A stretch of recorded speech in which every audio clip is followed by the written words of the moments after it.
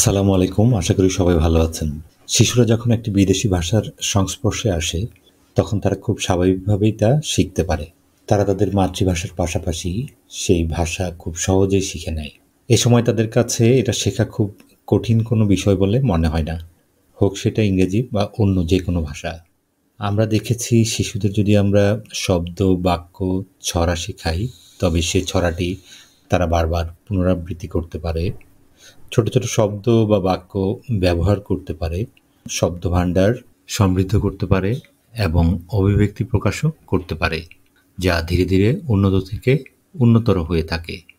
একইভাবে একটি শিশু যে কোনো ভাষা আয়ত্ত করতে সক্ষম, তবে এই ক্ষেত্রে বেশ কিছু পদক্ষেপ গ্রহণ করলে খুব দ্রুত যে কোনো ভাষা আয়ত্ত করতে তারা সক্ষম হয়। আজকের এই ভিডিওতে আমি আপনাদের সেই বিষয়ে কিছু টিপস শেয়ার করব, যেগুলো অনুসরণ করলে আপনি 2 থেকে 3 বছর বয়স হতেই একটি শিশুকে যে কোনো ভাষা শেখাতে সক্ষম হবেন। ধরে নেই আমরা শিশুকে দ্বিতীয় ভাষা হিসেবে ইংরেজি শেখাবো। এই ক্ষেত্রে আমরা 9টি ধাপ অবলম্বন করতে পারি। সেই 9টি ধাপের প্রসঙ্গে যাওয়ার আগে একটু বলে নেই, আমাদের এই পাঠশালা প্রি-স্কুল চ্যানেলটি সাধারণত 0 থেকে 5 বছর শিশুর প্রারম্ভিক বিকাশ ও শিক্ষার উপর বিভিন্ন ভিডিও পাবলিশ করে যাচ্ছে। বাবা-মা, শিক্ষক, কেয়ারগিভার অথবা বাড়ির অন্যান্য যে কোনো সদস্য যারা 0 থেকে 5 বছর শিশুর বেড়ে ওঠার সাথে সম্পৃক্ত, আমি তাদের অনুরোধ করব চ্যানেলটি সাবস্ক্রাইব করে আমাদের সাথেই থাকুন এবং চ্যানেলের অন্যান্য ভিডিওগুলো ধারাবাহিকভাবে দেখতে থাকুন। আশা করি উপকৃত হবেন। চলুন তাহলে আজকের ভিডিওর প্রসঙ্গে যাওয়া যাক। আজকের ভিডিওর বিষয়বস্তু হচ্ছে শিশুদের ইংরেজি শেখানোর 9টি ধাপ। Step 1, listen and sing English song, অর্থাৎ ইংরেজি গান শোনা এবং গাওয়া। শিশুদের স্মৃতিশক্তি কিন্তু অসাধারণ। তারা একটি সুর এবং শব্দ অনুভব করতে পারে এবং যখন তারা এটি পছন্দ করে তখন তারা এটি মনেও রাখে। সেটা তাদের মাতৃভাষায় নাকি বিদেশি ভাষায়, তা তাদের কাছে গুরুত্বপূর্ণ নয়। ভাষার বোধ, অর্থাৎ উচ্চারণ, সুর, স্বর, তাল, লয় ইত্যাদি, এগুলো শিশুরা খুব সহজে আয়ত্ত করতে পারে এবং ভাষা কিভাবে কাজ করে সেটাও শিশুরা ছোটবেলায় উপলব্ধি করতে সক্ষম হয়। সেজন্য যতটা সম্ভব ইংরেজি ছড়া বা গান শুনতে বা গান গাইতে দিতে হবে। হতে পারে সেটা কোথাও বেড়াতে যাওয়ার সময় অথবা বাড়িতে খেলার সময়। এরপরে রয়েছে step 2, everyday contact with language. প্রতিদিন আমাদের ভাষার সংস্পর্শে থাকতে হবে, অর্থাৎ প্রতিদিন ভাষার অনুশীলন আমাদের করাতে হবে। এই ক্ষেত্রে বাড়িতে ইংরেজি শেখানোর জন্য আমরা একটি কর্নার তৈরি করতে পারি, যেখানে বসে শুধুমাত্র ইংরেজিতে যোগাযোগ করব আমরা। শিশুদের আচরণে খেয়াল করবেন, যদি কেউ তার সাথে দীর্ঘ সময় ধরে কথা না বলে তবে তারা কিন্তু মন খারাপ করে বসে থাকে। তারা চায় তাদের সাথে কেউ না কেউ সবসময় এঙ্গেজ থাকুক। প্রতিদিন আপনাকে সেই সময়টারই সুযোগটা নিতে হবে। প্রতিদিন আপনার সন্তানকে নিয়ে সেই কর্নারে বসুন এবং ইংরেজি ভাষা চর্চা করুন। প্রথমে কোনো দীর্ঘ শব্দ বা বাক্য প্রয়োগ করবেন না, ছোট ছোট শব্দ বা বাক্য দিয়েই শুরু করুন, যেন সে উচ্চারণ শুনতে ও বুঝতে পারে। তার সঙ্গে ইংরেজি ছড়া বা গান গাইতে পারেন, অথবা হতে পারে সেটা রূপকথার গল্প। তবে কর্নারে থাকা অবস্থায় সম্পূর্ণ সময় আপনি অবশ্যই ইংরেজি ভাষা ব্যবহার করবেন এবং আপনার সন্তানকেও সে ইংরেজি ভাষা বলতে সাহায্য ও উৎসাহিত করবেন। Step 3, practice language during ordinary activities. আমরা দৈনন্দিন যেসব কাজগুলো করে থাকি সেগুলোর ব্যবহারের মাধ্যমেও আমরা ভাষা অনুসরণ করতে পারি। যেমন স্বাভাবিকভাবে আমরা শিশুদেরকে নিয়ে যেসব কাজগুলো করে থাকি সেগুলোর উপর ভিত্তি করে নতুন নতুন শব্দ অনুশীলন আমরা করাতে পারি এবং বিভিন্ন প্রশ্ন ব্যবহার করতে পারি। যেমন ধরুন, হোয়াট ইজ ইট অথবা হোয়াট কালার ইজ ইট, এ ধরনের যে কোনো প্রশ্ন আমরা শিশুদেরকে করতে পারি। এতে শিশুরা ইংরেজিতে প্রশ্ন করাও শিখবে এবং উত্তর দেওয়ারও চেষ্টা করবে। পাশাপাশি তাদের শব্দভাণ্ডারও বৃদ্ধি হবে খুব দ্রুত। Step 4, give children orders in English. বাচ্চাদের ইংরেজিতে অর্ডার দিন। যেমন ধরুন, খেলনা বা কোনো কিছু তৈরি করার সময় আপনি ইংরেজি ভাষা ব্যবহার করে আপনার সন্তানকে নির্দেশনা দিতে পারেন। তারপর আপনি তার প্রতিক্রিয়া লক্ষ্য করুন এবং প্রতিক্রিয়ার মাধ্যমে আপনি বোঝার চেষ্টা করুন যে সে ভাষা বুঝতে পারছে কিনা। যদি না বুঝে থাকে তাহলে তাকে সে প্রশ্ন বারবার করতে থাকুন, প্রয়োজনের সাথে ইঙ্গিত করুন। স্টেপ 5, কঠিন বাক্য বা বাক্যাংশ ব্যবহারের ক্ষেত্রে আপনাকে ভয় পাওয়ার কিছু নেই এই ভেবে যে তারা সেই বাক্য বা বাক্যাংশ বুঝতে পারবে কি পারবে না। আপনি কঠিন গান, গল্প বা চলচ্চিত্র ব্যবহার করুন। হয়তো বলতে পারেন বাচ্চারা তো কিছুই বুঝবে না। আসলে এটা কোনো ব্যাপার না। তারা এই ধরনের শব্দ বা বাক্য হয়তো এড়িয়ে যাবে। কিন্তু গুরুত্বপূর্ণ বিষয় হলো তারা ভাষার সংস্পর্শে থাকছে।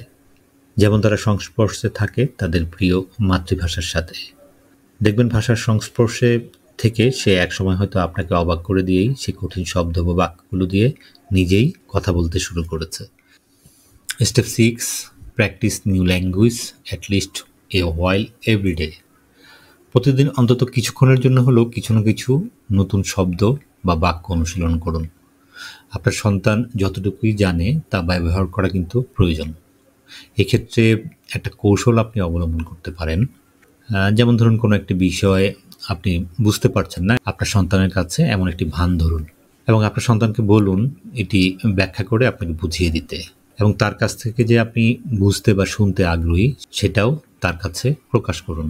এভাবে তারা দৈনন্দিন বাস্তব পরিস্থিতি থেকে যা যা শিখছে তা ইংরেজি ভাষায় বর্ণনা করতে এ ধরনের একটা ফাঁদ ফেলতে পারেন। Step 7, surround with picture. শিশুদের চারপাশটা সবসময় ছবি দিয়ে ঘিরে রাখুন, কারণ শিশুরা ছবি আঁকতে বা পত্রিকা থেকে ছবি দেখতে অথবা অনলাইনে ছবি অনুসন্ধান করতেও শিশুরা পছন্দ করে।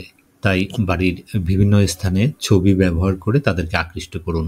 সেগুলো বোর্ডে ঝুলিয়ে দিন এবং শিশুরা যখন বাড়িতে ঘোরাফেরা করে বা তার চারপাশে যখন সে ছবিগুলো দেখতে পাবে তখন তাকে ডেকে জিজ্ঞাসা করুন যে যেসব ছবিগুলো বাড়িতে রয়েছে সেখানে সে কী কী দেখতে পেরেছে, সেই ছবিগুলোর নাম এবং সেটাকে বর্ণনা করতে বলুন, অবশ্যই সেটা ইংরেজিতে।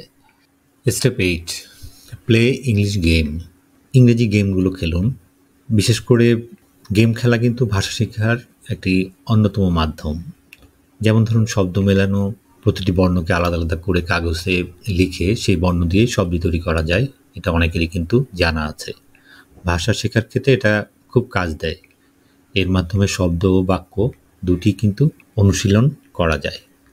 এছাড়া আরেকটি খেলার কথা বলি যা হচ্ছে ছবি মেলানো খেলা। যেমন একটি ছবি কেটে বিভিন্ন জায়গায় টুকরো টুকরো করে লুকিয়ে রাখুন। এবার লুকানো ছবিগুলো খুঁজে বের করতে বলুন আপনার সন্তানকে এবং ছবিটাকে সম্পূর্ণ মিলাতে বলুন। অনেকটা পাজল খেলার মতো। পুরো ছবিটা যখন সে মেলাতে সক্ষম হবে তখন তাকে সেই ছবিটি ইংরেজিতে বর্ণনা করতে বলুন। পাশাপাশি বলে রাখি শিশুরা কিন্তু অবাক হতে পছন্দ করে, তাই বাচ্চারা যখন ছবির বিভিন্ন অংশগুলো খুঁজে পাবে এবং সেটা মেলাতে সক্ষম হবে তখন তাদের প্রশংসা করুন অথবা তাকে তার কোনো পছন্দের জিনিস গিফট দিয়ে অবাক করে দিতে পারেন। এভাবে অনেক উপায়েই খেলার মাধ্যমে ভাষা অনুশীলন করা যায়। Step 9, use colour books. শিশুদের শেখানোর ক্ষেত্রে রঙিন বই ব্যবহার করুন। ভাষা অনুশীলনে রঙিন ছবি বই ব্যবহার করার বেশ কিছু সুবিধা রয়েছে। যেমন শিশুদের পাঠ শেষ হওয়ার পরে শব্দ অনুশীলন করা গুরুত্বপূর্ণ। আমরা যখন রঙিন চিত্রের মাধ্যমে শিশুকে শব্দগুলো শেখাবো তখন কিন্তু পরবর্তীতে সেটা তাকে মনে করিয়ে দিতে সহায়তা করবে। এছাড়াও রঙের নাম তারা শিখতে পারে বা কোনো বস্তুকে চিনতে সহায়তা হয়। রঙিন ছবি হলে সেই ছবির চরিত্রকে বুঝতে তার সহজ হয়। এছাড়াও যদি রঙিন দৃশ্যপট থাকে সেই দৃশ্যপট দেখে গল্প বলতেও তাকে রঙিন বই সহায়তা করে থাকে। মূল কথা হচ্ছে একটি কালারফুল বুক বা একটি রঙিন বইয়ের প্রতি যে ভালোবাসা রয়েছে সেটার জন্ম দেয় এবং ভাষা শেখার প্রতি আগ্রহ ও ভালো লাগার অনুভূতি জাগায়। তাই শিশুদের শেখার ক্ষেত্রে রঙিন বই ব্যবহার করুন। শেষ করার পূর্বে একটি গুরুত্বপূর্ণ কথা বলে রাখি, আমরা যখন শিশুদের ভাষা শেখানো শুরু করি সেই শেখার শুরুতে ভাষার কোনো ভুল যদি শিশুরা করে থাকে সেটা প্রথমেই আমরা শুধরাতে যাব না। আমাদের সেটা কখন শুধরাতে হবে সেটা আমাদেরকে সময়ই বলে দিবে। আমি এই ভিডিওতে ইংরেজি শেখার 9টি কার্যকরী ধাপ আপনাদের সামনে উপস্থাপন করেছি। ভিডিওটি বারবার দেখুন এবং বিষয়গুলো বোঝার চেষ্টা করুন। এই ভিডিওটি যদি ভালো লেগে থাকে তবে লাইক ও শেয়ার করে অন্যদের দেখার সুযোগ করে দিন এবং চ্যানেলটি সাবস্ক্রাইব করে আমাদের সাথেই থাকুন। তবেই দেখা হবে পরবর্তী ভিডিওতে। ততক্ষণ ভালো থাকুন। আল্লাহ হাফেজ।